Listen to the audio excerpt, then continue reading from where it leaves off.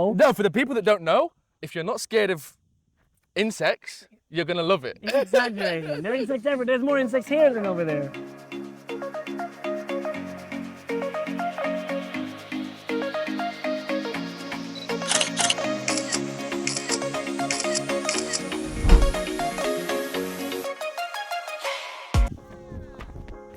Let's do this. All right. Jump in, my brother. No, perfect.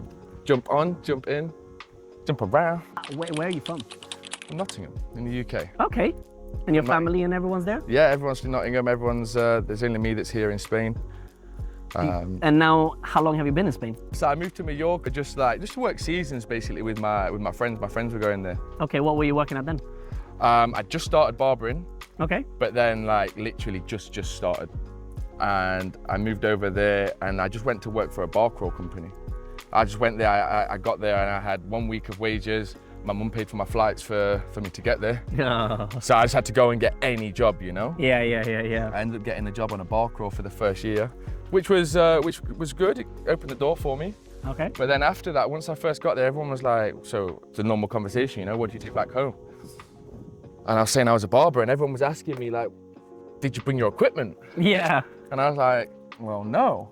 And I thought I'm missing something here, you know?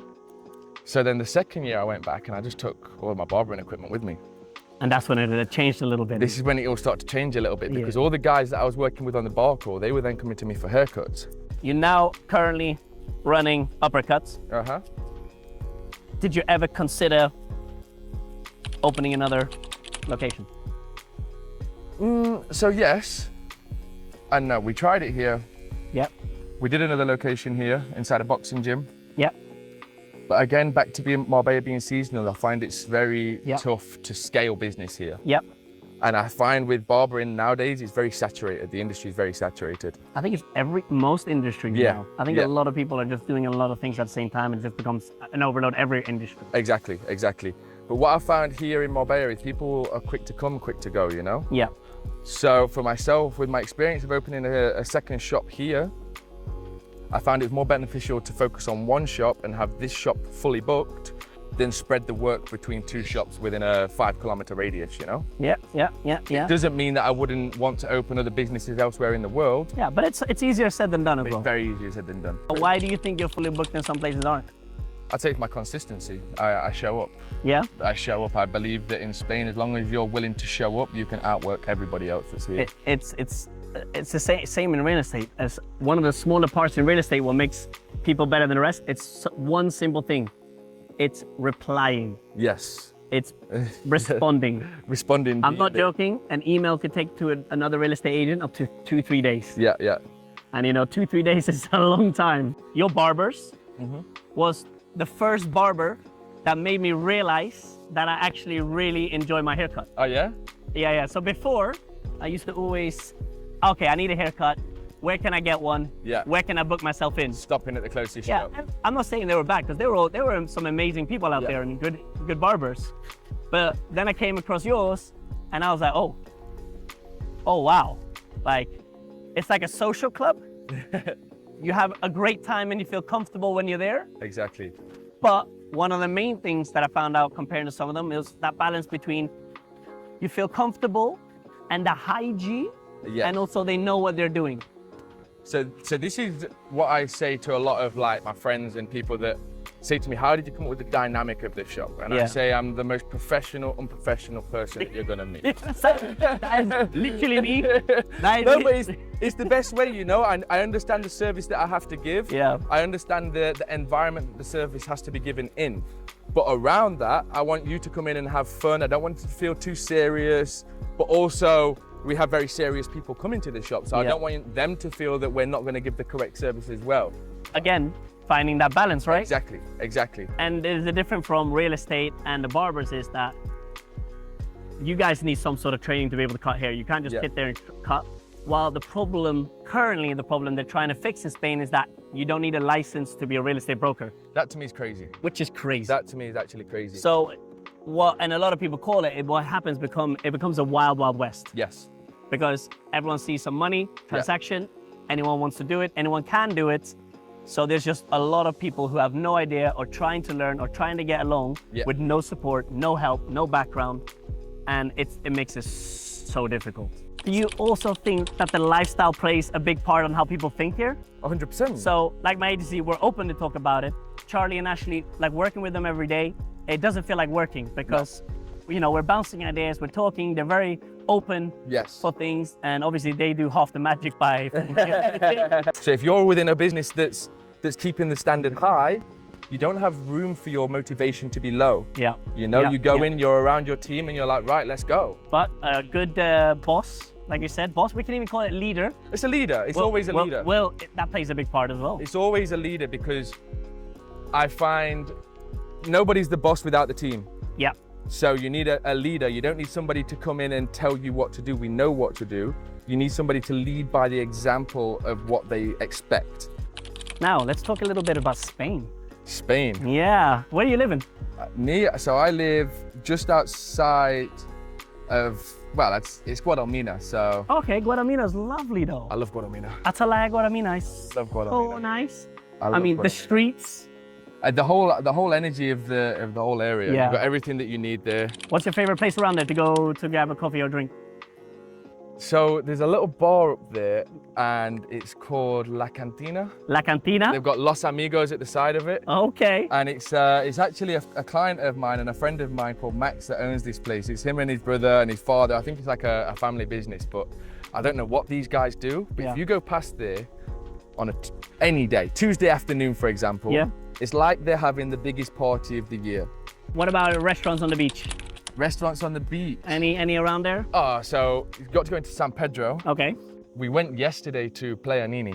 Playa Nini, yeah, I saw. What? I've never seen that. Where is that? Never seen that place. Yeah, where is it? It's at the end of San Pedro Beach. Yep.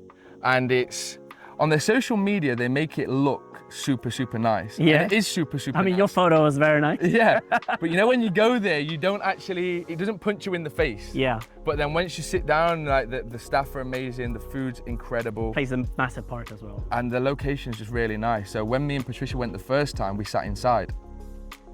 And we was deciding yesterday on where to go for some food. I said, oh, we'll go to Playa Nini. She said, I want to sit on the beach. I said, no problem. She didn't realize there was the other side of Playa Nini as well, which sits right out on the boulevard of San Pedro.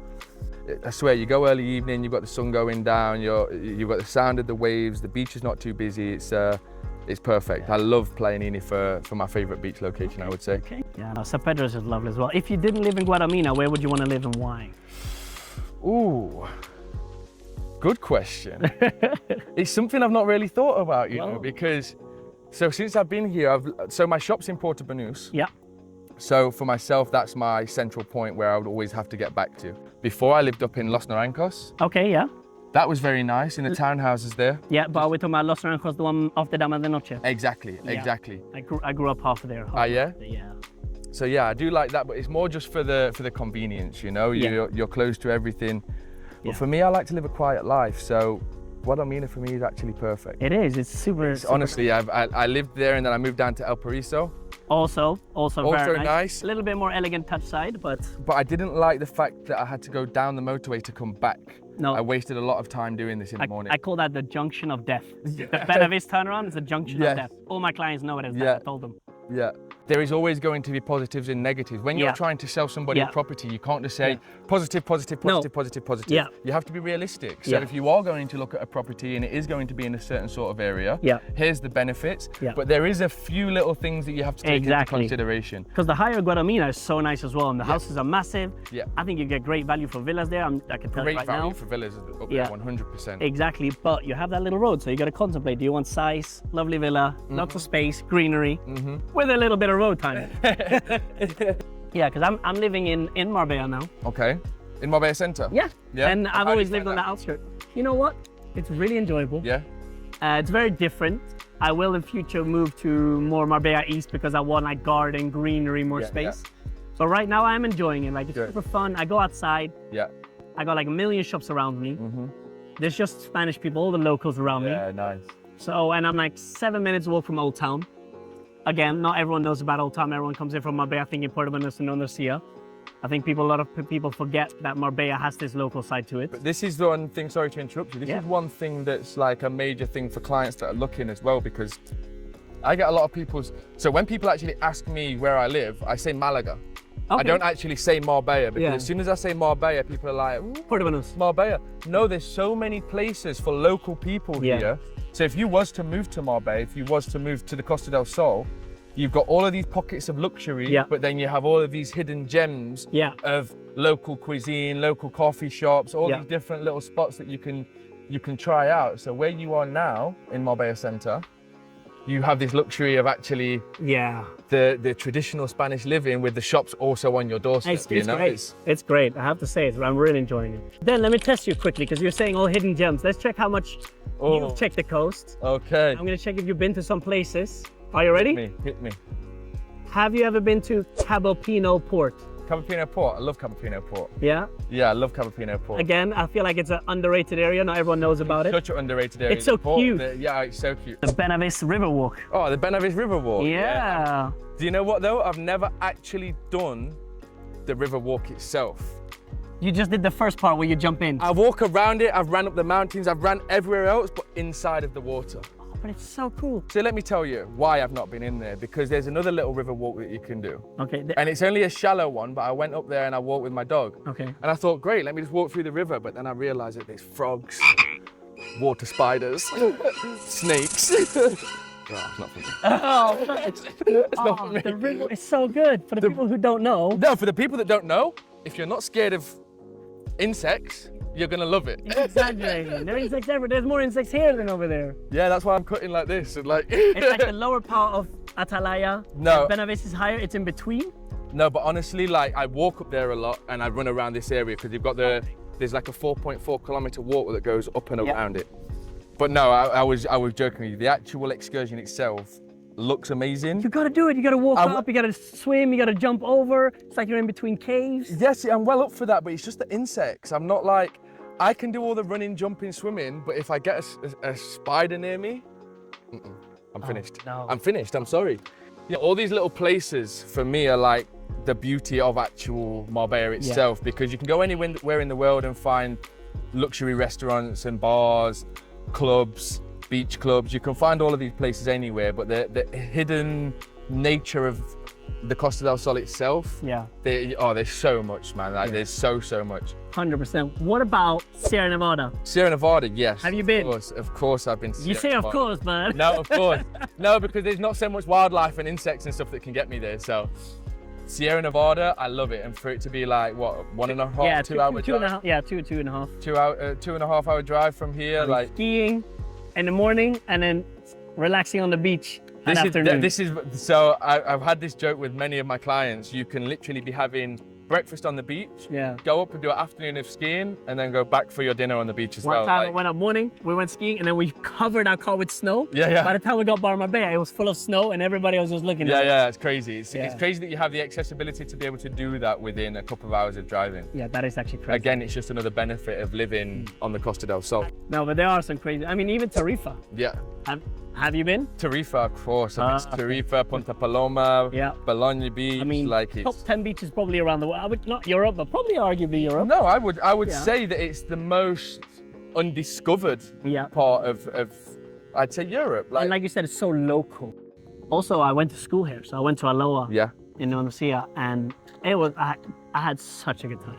Well, that's a question that I ask, especially a lot of the younger clients that I have, the kids that have moved over from any other country to Spain. It's the first question I ask them, like, what do you prefer? Do you prefer school in your country or do you prefer school in Spain? Yeah. And it's Spain every single time because they have the facilities to be able to learn outdoors. They have different ways of learning instead of just having heads in books, you know? Yeah. Whereas in the UK, I'm guessing it's the same in Sweden, you don't have the accessibility to be outside and gain the same knowledge as you would do in a classroom. Well, yeah, guys, Uppercuts, Portobanos, you can always find him. Most likely always there, and if not, on YouTube and social media and Instagram, van life. Yeah. Advance. And of course, if you want to get to know the coast, you can find us at Averia. Our office is in Averia, Mitchell's Prestige Properties, just beside the Santa Maria Golf Course. Okay, perfect, Chris. All right. Thank you, brother. Pleasure having you here. Brother. Oh, look at that. Good, fresh, good to go.